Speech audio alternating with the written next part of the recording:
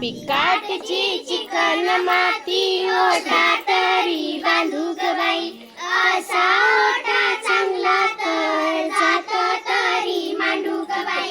असं जात चांगलं तर सोजी तरी दळू ग बाई. अशी सोजी चांगली तर लाडू तरी बांधू ग बाई. असे लाडू चांगले तर शेळ्याच्या पदरी बांधू ग बाई. असा शेला चांगला तर भाऊ राया भेटू ग बाई. असा भाऊ चांगला तर दारी राग आणील ग बाई. असा रथ चांगला तर नंदी तरी झुपील ग बाई.